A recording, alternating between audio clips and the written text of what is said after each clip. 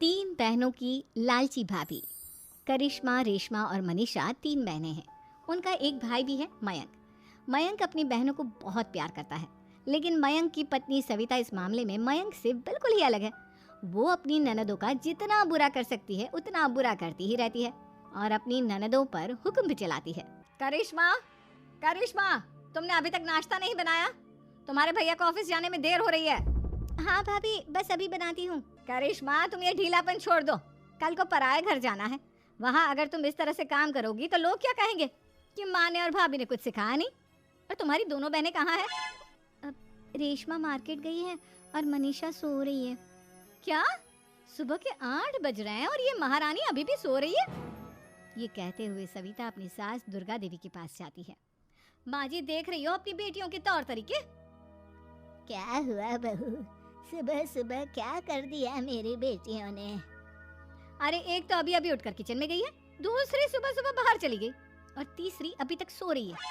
क्या करूं मैं इन तीनों का, मैं तो परेशान हो गई हूँ। जाकर उठा उसे और रेशमा से मैं बात करती हूँ। सविता सीधा मनीषा के कमरे में जाती है और उससे कहती है, महारानी जल्दी उठो, सूरज सर पर आ गया है। भाभी थोड़ी देर और सोने दो ना, मैं रात को लेट सोई थी।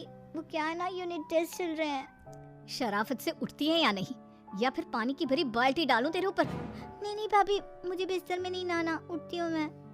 मनीषा जल्दी से उठकर बाथरूम में चली जाती है। सभी आराम से बैठकर नाश्ता कर रहे होते कि तभी रेशमा बाजार से हाथ में सामान लिए आ जाती है। रेशमा को देखते ही सविता उस पर बरस पड़ती है। लो, आ गई महारानी। ऐसा भी क्या सामान लाना था जो सुबह आंख मलते ही बाजार की तरफ रवाना हो गई?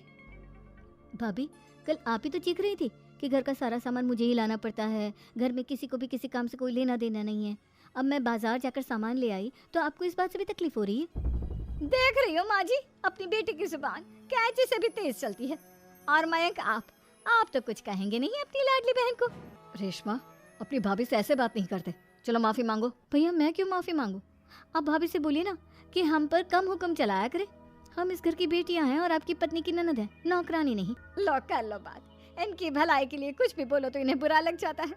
इस घर में यही इज्जत है मेरी। देख लो माँ जी, आपकी बेटी किस लहजे में मुझसे बात कर रही है। सविता वहाँ से चली जाती है। मयंक को बहुत गुस्सा आता है, वो भी वहाँ से चला जाता है। फिर करिश्मा रेशमा को समझाती है, रेशमा, तुम्हें भाभी से माफी मांग लेनी चाहिए थी ना। लेकिन दीदी, मैंने कुछ किया ही नहीं, तो मैं माफी क्यों मांगू? हाँ करिश्मा दीदी, रेशमा दीदी जैसे ही घर में आई भाभी ही उन पर चिल्ला रही थी। हाँ, मैं मानती हूँ कि गलती भाभी की थी। मैं तो इसलिए बोल रही हूँ कि भाभी ने माँ को तो पूरी तरह अपने वश में कर लिया है। वो हमारी बात सुनती ही नहीं। मयंक भैया हमारे लिए हमेशा खड़े रहते हैं, इसलिए उनकी बात का मान तो तुम्हें रखना चाहिए था ना। कोई फायदा नहीं दीदी, कुछ दिनों की बात और है, भाभी उन्हें भी हमारे खिलाफ भड़का देंगी।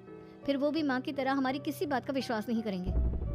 इसी तरह सविता अपनी तीनों ननदों को किसी न किसी बात पर परेशान करती रहती थी। एक दिन मयंक अपनी तीनों बहनों के लिए गिफ्ट लाया। करिश्मा, ये तुम्हारे लिए हार का सेट। रेशमा, तुम्हारे लिए सुंदर सी ड्रेस। और मनीषा, तुम्हें किताबें पसंद है ना, तुम्हारे लिए किताबें लाया हूँ। थैंक यू भैया। थैंक यू भैया। थैंक यू भैया। करिश्मा, तुम्हारा नेकलेस कितना सुंदर है, ये भैया कहाँ से ले आए होंगे? मैंने भैया को 3 दिन पहले फोन पर ये डिजाइन दिखाया था और आज भैया ये ले आए। सविता तो अपनी ननदों के गिफ्ट्स देखकर जल गई और करिश्मा का नेकलेस तो उसे भी बहुत पसंद आया था। अपनी बहनों के लिए कितना अच्छा नेकलेस लेकर आए हैं, मुझे कभी कोई गिफ्ट नहीं दिया। मैं आज ही ये हार चुरा लूंगी। रात में सविता करिश्मा का हार चुरा लेती है और इसी तरह उसे अपनी ननदों की जो भी चीज़ अच्छी लगती वो उसे मांगती नहीं, बल्कि रात के अंधेरे में चुरा लेती। इसी तरह दिन बीतते गए और सविता ने मयंक के दिल में भी उसकी बहनों के लिए नफरत पैदा कर दी। एक दिन मयंक ने करिश्मा और रेशमा के लिए रिश्ता देखा और ये बात उसने घर में सबको बताई। माँ, करिश्मा और रेशमा के लिए बहुत अच्छा रिश्ता आया है, वो लोग कल इन्हें देखने आ रहे हैं। आप और सविता मिलकर सारी तैयारी कर लेना। ये सुनकर करिश्मा और रेशमा खुश हो जाती हैं, लेकिन सविता सोचती है, अगर इन दोनों बहनों की शादी हो गई तो घर और बाहर का काम कौन करेगा? मनीषा तो एक नंबर की कामचोर है, उससे तो किसी बात की उम्मीद लगाना ही बेकार है। मुझे इस शादी को रोकना होगा। अगले दिन सभी लड़के वालों के स्वागत की तैयारी करने में लगे होते हैं। तभी मयंक अपनी बहनों से आकर कहता है, तैयार हो गई तुम दोनों?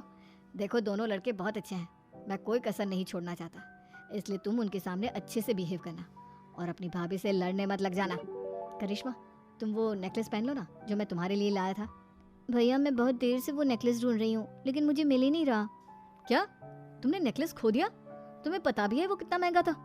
तुम कोई काम ढंग से नहीं कर सकती। मयंक गुस्से में वहां से चला जाता है। थोड़ी देर बाद लड़के वाले भी आ जाते हैं। वो दोनों बहनों को पसंद कर लेते हैं और रिश्ता पक्का हो जाता है। लेकिन सविता के दिमाग में तो कुछ और ही खिचड़ी पक रही थी। वो पंडित जी के पास करिश्मा की कुंडली लेकर जाती है और उन्हें पैसे देकर करिश्मा की कुंडली बदलवा देती है। जब लड़के वालों के पास करिश्मा की कुंडली जाती है तो वो दुर्गा को फोन करते हैं। बहन जी, हमने करिश्मा की कुंडली अपने पंडित जी को दिखाई थी। आपकी बेटी की कुंडली नहीं बल्कि दोषों का पिटारा है। देखिए, मैं और मेरे पति इन सब बातों में बहुत विश्वास करते हैं, इसलिए हम आपकी बेटी से अपने बेटे की शादी नहीं करा सकते। इस तरह करिश्मा का रिश्ता टूट जाता है और सभी घर वालों को बहुत दुख होता है। अब कविता सोचती है, चलो करिश्मा का तो रिश्ता टूट गया, अब रेशमा का भी रिश्ता तोड़ना है। क्या करूं क्या करूं? अब सविता आवाज बदलकर किसी अननोन नंबर से रेशमा के होने वाले ससुराल में फोन करती है। हेलो, मैं कौन हूँ कौन नहीं ये आपके लिए जानना जरूरी नहीं। बस इतना सुन लो कि रेशमा का 2 साल से किसी के साथ अफेयर चल रहा है। बस रेशमा का रिश्ता तोड़वाने के लिए सविता का इतना कहना काफी था। अब रेशमा का भी रिश्ता टूट गया। मयंक और दुर्गा देवी ने रेशमा को खूब खरी खोटी सुनाई और उससे बार बार उस लड़के के बारे में पूछने लगे। आप दोनों मुझे क्यों परेशान कर रहे हो? अरे कोई लड़का होगा मेरी लाइफ में तो मैं बताऊंगी ना। जब कोई है ही नहीं तो कहाँ से लाऊं मैं कोई लड़का? तो तेरे होने वाले ससुराल वालों को फोन किसने किया था? माँ मैं नहीं जानती किसने फोन किया था, मैं सच कह रही हूँ। मैं तो पहले ही कह रही थी इसकी लगाम खींच कर रखो, लेकिन मेरी सुनता ही कौन है? आप चुप रहिए भाभी, ये सब आपका ही किया धरा है। अब तीनों बहनों को विश्वास हो जाता है कि ये सब उनकी भाभी ही कर रही है। तीनों बहनें अपनी भाभी को सबक सिखाने के लिए एक वकील कर लेती है और घर में हिस्सा मांगना। देखो भैया, माँ बाप की जायदाद में जितना बेटों का हक होता है उतना ही बेटियों का, इसलिए इस घर के 4 हिस्से होंगे और हमें अपना हिस्सा चाहिए। मैंने तुम्हारे लिए क्या क्या नहीं किया और तुम इस घर में हिस्सा मांग रही हो? भैया, आप और माँ हम बहनों की कोई बात नहीं सुनते हो और भाभी हमारी शादी नहीं होने देगी क्योंकि उन्हें लगता है कि आप हमारी शादी में ज्यादा पैसा लगाओगे और उन्हें हम जैसी फ्री की नौकरानी कहाँ मिलेगी।